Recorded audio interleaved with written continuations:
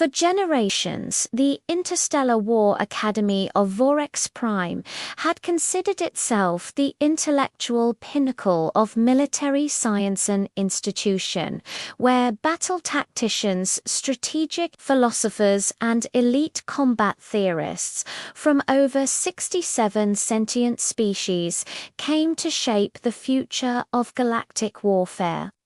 Its halls were carved from luminescent obsidian stone, its chambers powered by quantum energy grids that hummed with ancient precision, and its faculty, well, they were legends. But Grand Strategist Achiraka of the Card Dominion, whose species had survived 7 extinction-level wars, believed no other civilization could match their tactical ruthlessness.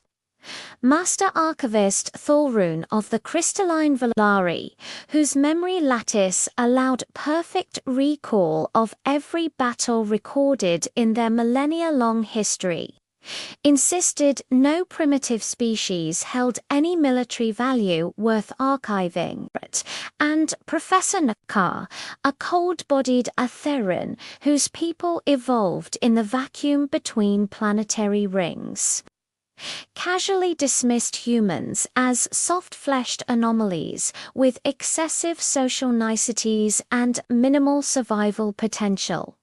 Among such towering intellects, humanity was rarely more than a passing footnote, an oddity studied out of academic boredom rather than necessity. In fact, most aliens at the Academy viewed humans with the same gentle condescension scholars reserved for small, harmless creatures that, while occasionally clever, posed no real threat. Humans smiled too much. They apologized too easily. They used words like please, thank you, and sorry with an almost pathological frequency that the car students interpreted as submissive behavior. Even their body language was confusing to most species. To open to expressive, to emotionally transparent, to be strategically sound. The few human exchange cadets enrolled at the Academy were treated politely, sometimes even kindly, but never seriously. Their questions in class were humored, not respected. Their theories were seen as quaint, not innovative, and their presence was tolerated, not valued. As Professor Naka often said to his colleagues, humans lack exoskeletal density, internal armor plating, venom sacs, regenerative limb protocols, or anything resembling biologically optimized combat evolution. They compensate only with pleasant conversation. It was a statement always followed by a ripple of amused vibrations, the Etherians' equivalent of laughter. So when the Academy received a request from young cadet Eliane of the Valari to perform a routine audit of outdated simulation records specifically, those belonging to a human student who had transferred out 2 cycles ago, no one paid the slightest attention.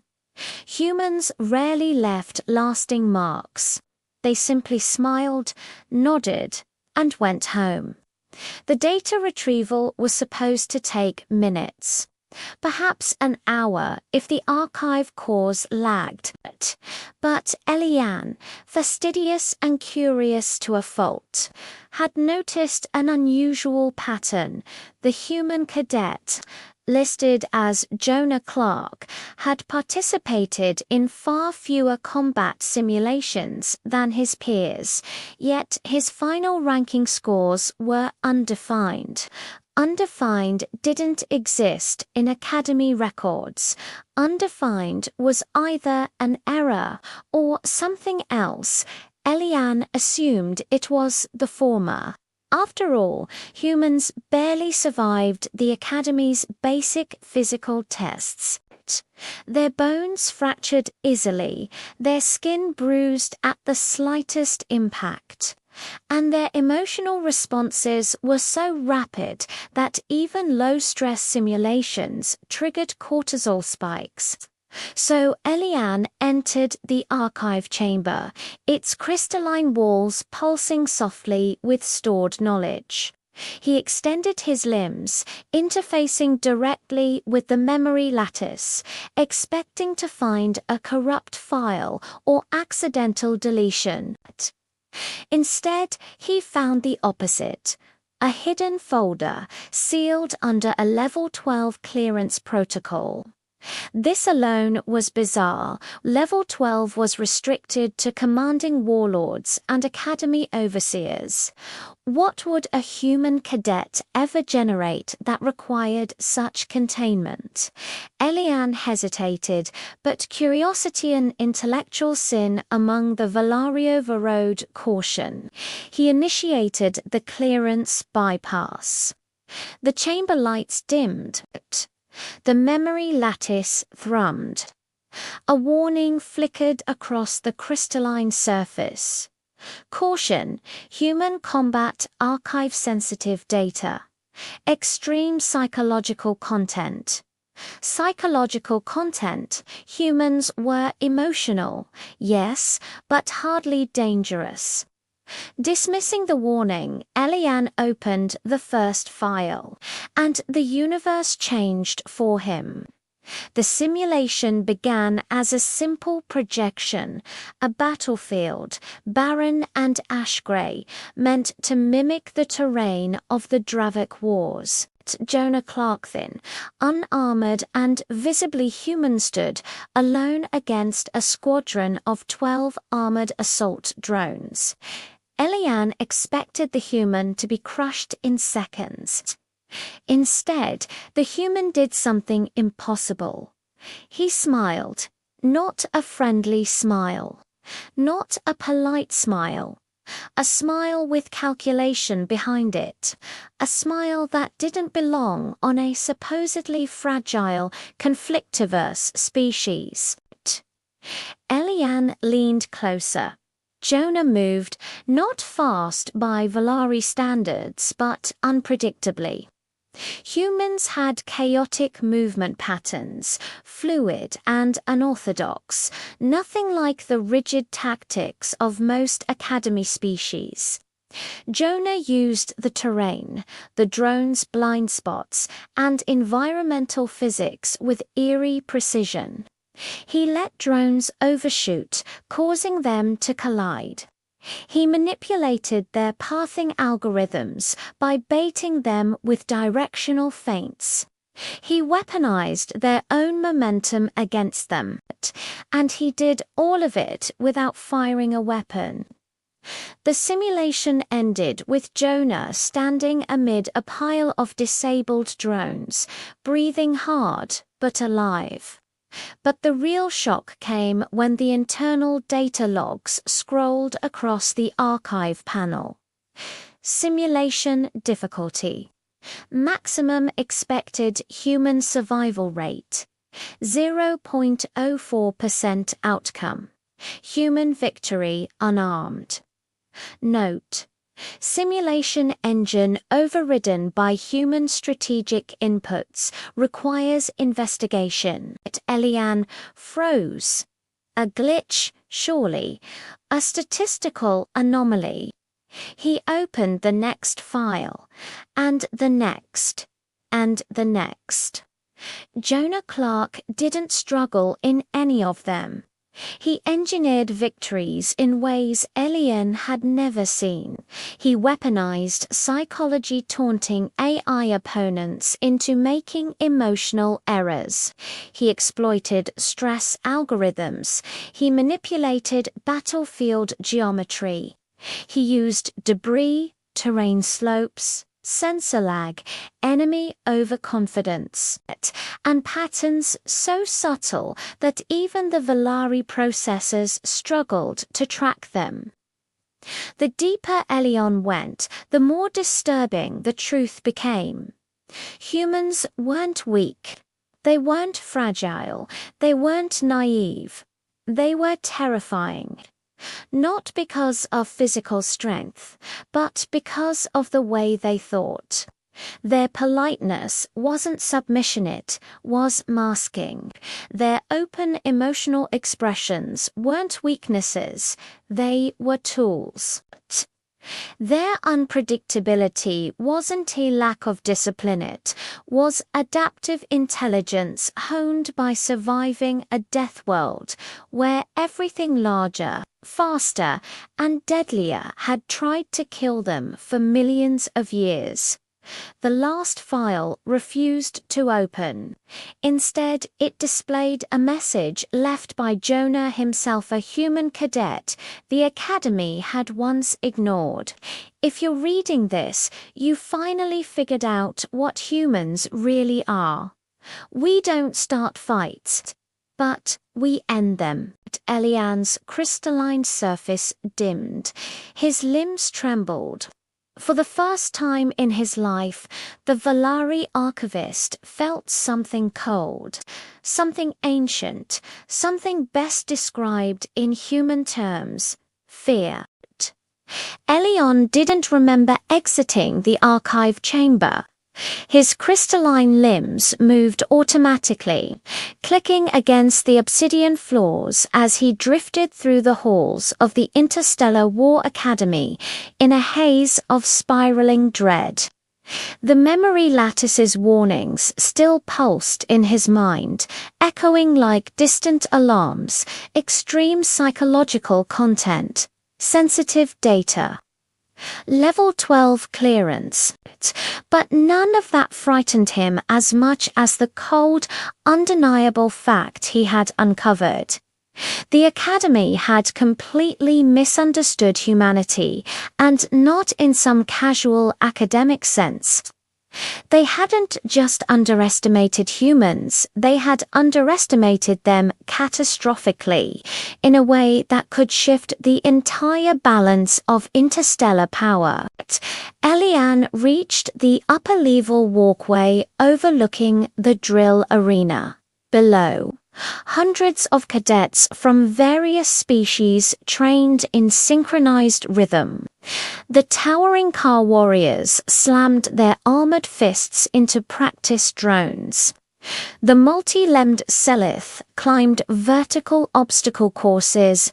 The serpentine Itheri tested venomous stinger strikes. They were fierce. They were disciplined. They were elite. But none of them moved like the human he had seen in the simulations. None used battlefield physics with such manipulation. None concealed their intent behind friendly, disarming gestures. None turned chaos into a weapon. Elian realized, with an icy tremor spreading through his crystalline structure, that the Academy was preparing its students for every kind of enemy. Except the one that smiled, apologized twice, and then rewrote the battlefield when no one was paying attention. He hurried down the corridor, intent on reaching someone with authority, someone who would believe him.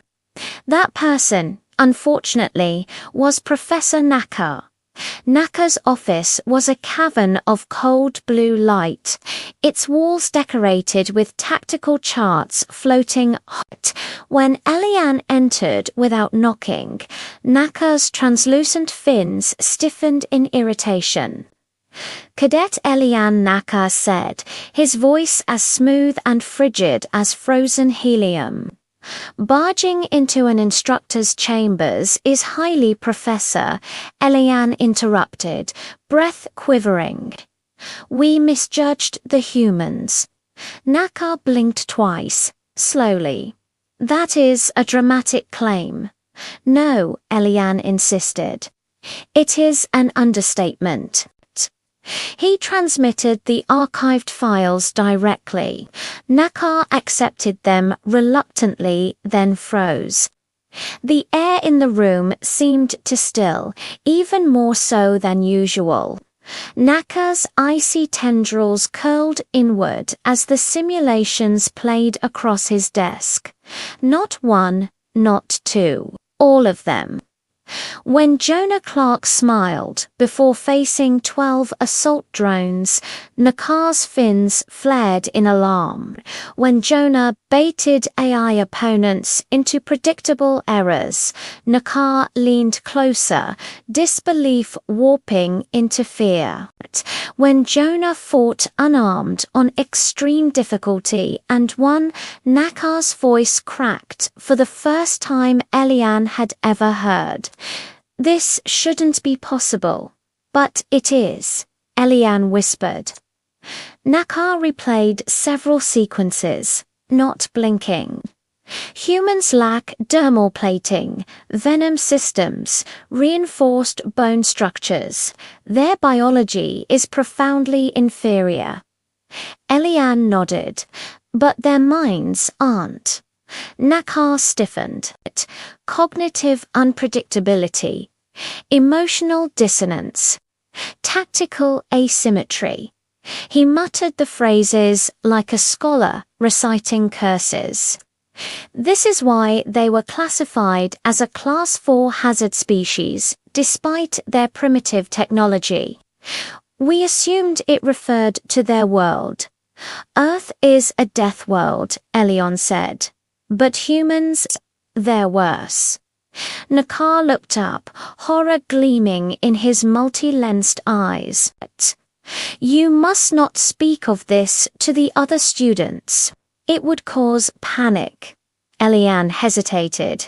"But the academy leaders would silence this information until they decide how to use it," Naka said sharply. "And some," he added, voice dropping, "would consider humans an existential threat." That possibility hung between them. And then the door hissed open.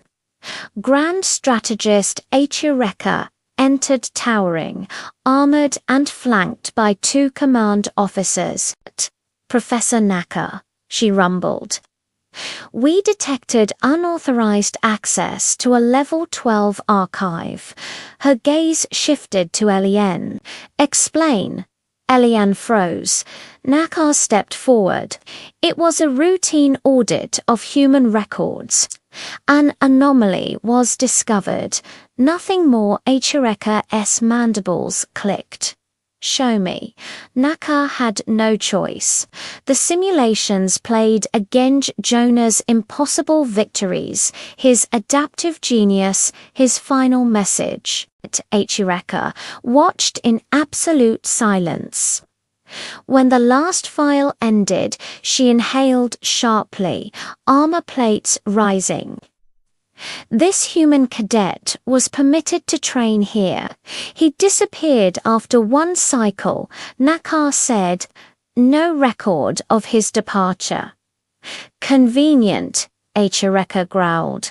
She paced slowly, claws tapping the floor, the sound echoing like distant war drums. "Professor Naka, Archivist Eliane. What you have uncovered is dangerous." "If word spreads, it already has," came a quiet voice. They turned. Master Archivist Thulrun stood in the doorway, crystalline form pulsing with dim yellow light. The Valari signal for shock. "I felt a disturbance in the memory lattice," he said. "Human data was accessed. I came at once." Achireka bristled. "Your presence is not required." "It is now," Thulrun replied. "You think I would ignore a Level 12 human file? I have reviewed humanity's history. They are inconsistent, chaotic, brilliant, terrifying, and subtle." He turned toward the holograms. "We assumed their politeness meant docility. It meant concealment. Their emotional volatility meant weakness. It meant adaptability. Their lack of natural weapons meant defenselessness. It meant innovation." Eliane swallowed. "Professor, what do we do?" Nakar exhaled slowly. "We must determine whether this human cadet acted alone, or whether all humans possess similar strategic potential." That possibility turned everyone silent. Fulrun spoke softly. "What if humanity's kindness is simply a mask they evolved to keep predators unaware? A social camouflage?" Eliane shivered. "You mean politeness?" Though the revelations shaken free from the archive that night changed everything. Humanity was not a species to dismiss with a polite smile. Their gentleness hid a ferocity of intellect, a tactical creativity born from surviving a volatile home world. In the days that followed, the Interstellar War Academy would never look at humanity the same way. Professors who once sneered at human softness would hesitate now, recalibrating their assumptions. Cadets would sweep the training halls with wary respect rather than patronizing pity, and somewhere in the heart of the academy, Eliane and Nakawan's underappreciated scholars stood side by side with Thulrum, staring into the memory lattice, not with fear, but with admiration.